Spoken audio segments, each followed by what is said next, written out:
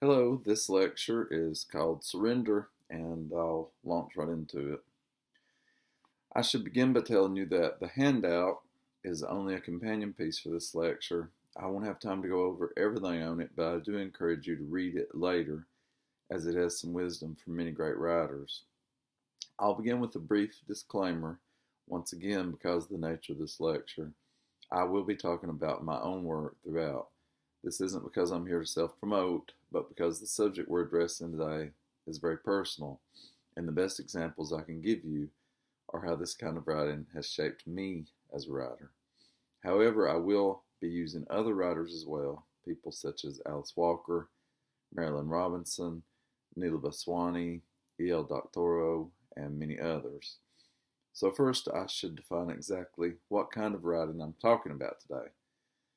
First of all, I'll be talking about the act of method writing. We've all heard about method acting. Robert De Niro gained weight to play in Raging Bull.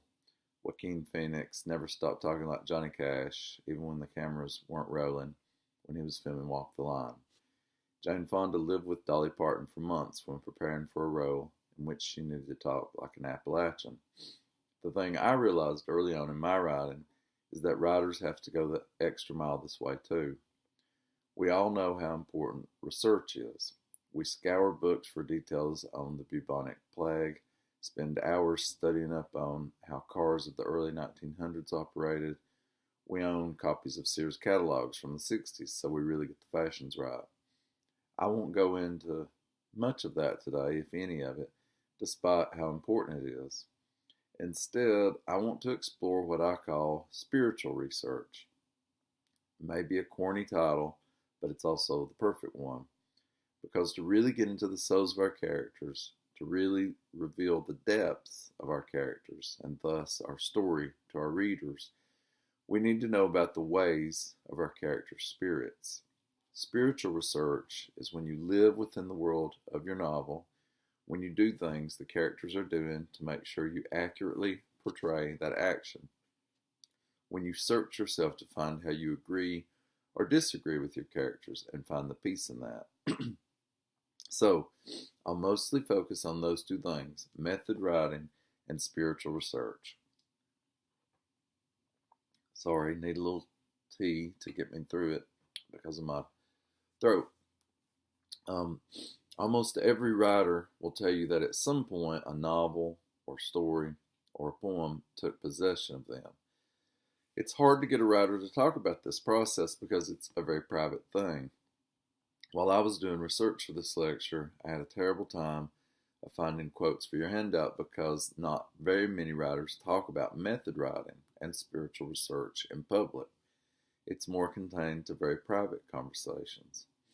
But I did manage to find a few quotes to put on the handout and to incorporate into this lecture. I also interviewed several authors to gain their thoughts on this process, and that's why I think it's so important to tackle this subject in a lecture, because we're here to trade information, to trade writing secrets, to help encourage each other as writers.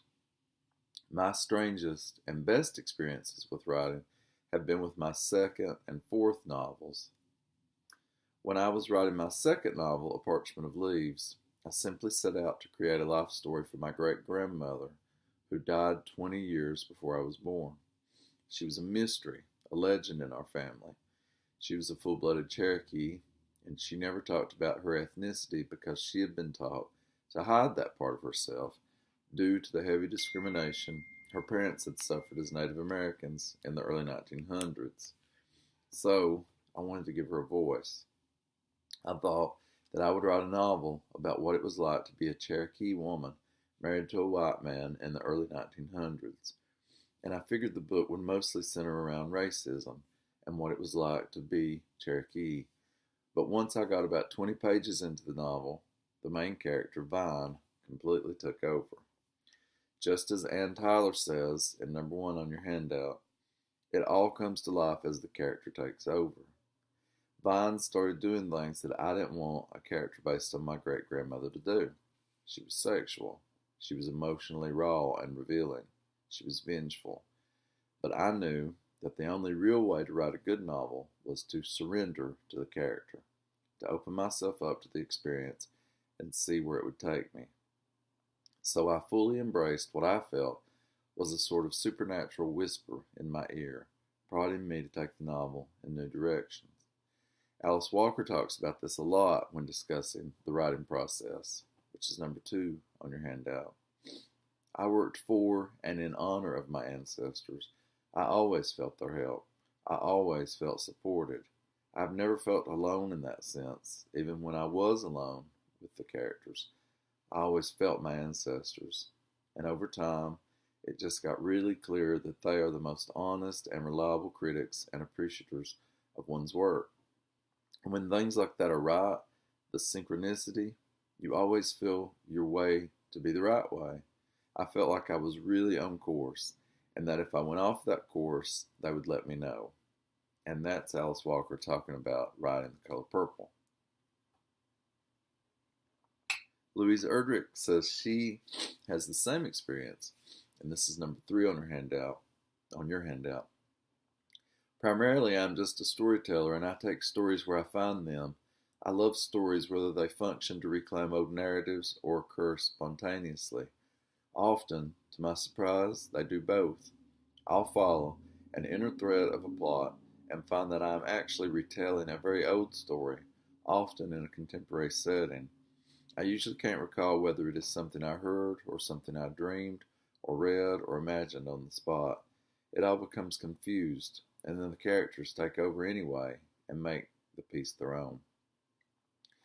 In my case, I felt like I had control over the novel's plot and characters, but at the same time, I handed the reins over to Vine and let her do what she wanted. And I embraced this notion so much that I started trying to get into her world as much as possible. Since the novel was set in the early 1900s, I wanted to go back to that time period as much as I could. First, I turned off all of our exterior lights. No more motion sensor floodlights to pop on when someone approached the house. Vine was constantly walking about at night, and we don't know darkness the way a rural person in 1914 knew darkness. So I got rid of any kind of outdoor lighting, and I would venture out into the woods at 1 or 2 in the morning, experiencing darkness the way she might have. I didn't take a flashlight or anything. When a pivotal scene involved Vine picking blackberries in the hottest part of the day, I went out at noon and picked blackberries. I had done this before, but this time I was in her mind frame too. I felt every briar that tore into my hands. For once, I wasn't just picking berries because it was fun, but because I had to help feed my family, and that made all the difference in how I looked at it. Vine was apt to sit down fully clothed in a rushing creek, so I did that too. You'll see that Neela Vaswani, with whom I wrote a novel called Same Sun Here, also does things like this, as you can see in number 3 on the handout. For brevity's sake, we're only going to focus on the last half of that passage, which is italicized, but I encourage you to read the whole thing on your own. I also have a character in the novel who does not speak for a few months. Falling silent for a day changed my whole perspective on my character and what it was like for her to not be able to speak. There were many more frustrations than I had anticipated. Every need and thought I had took so much longer for me to communicate, especially when I went out in public. I got to know my character's experience better because I experienced how people treated me when they thought I was mute. In my own novel, A Parchment of Leaves, Vine raised a huge garden and worked in it constantly. I did the same. I'd always raised a garden, but not a huge one, and not with the mindset that I had to do it to survive. Vine found religion in the woods, and every time there was a scene of her seeking wisdom among the leaves, I was out in the woods doing the same. My neighbors all thought I was crazy because I spent so much time stroking leaves and filling the trunks of trees, but I didn't care. I loved my characters more than my neighbors, so I did it for her. And slowly, I began to see the world more and more through her eyes. My life changed during the writing of that novel, and in some ways, I became her. You'll notice that Lee Smith had a similar experience while writing Fair and Tender Ladies, number 5 on your handout. I would completely forget myself. I became the main character, Ivy Rowe. I wrote like her, thought like her, lived like her. I could have never written that book if I hadn't surrendered to her, if I hadn't welcomed her to come on in and take up residence. Sometimes it felt like being possessed, but it was all a good feeling, a good thing, not just in the actual product of the book, but in the experience itself. It was complete catharsis. Marilynne Robinson also had this sensation while writing her masterpiece, Gilead, number 6. I felt that I knew this character, John Ames, and I was so mystified by him. Suddenly, here he was telling me what he was telling me. I've never in my life, my odd life, had a stronger feeling of the actual presence of the character, like a self-induced delusion, Who knows all about baseball? What a surprise. In my second novel that I've been talking about, I opened myself up to my character's experience, her worldview, and it made the novel better. The main point of all this, however, is that I didn't push away her tendency to make the story go in the direction she wanted. I allowed that to happen. I adopted an attitude of, well, let's just see how this goes. Sometimes the character led the story astray, but more often than not, she was right on target. So you have to find a balance in place. You have to be able to figure out where to rein in the characters and where to just let them go absolutely wild with their own lives. I also didn't deny to myself that I was being haunted by the character, that she was whispering information into my ear. Some people might think that's crazy, but that's okay, because I'm proud of that novel that came from her whispering, and I'm thankful to that ghost or muse or whatever she was. If it takes hearing voices to be a writer, we should do it.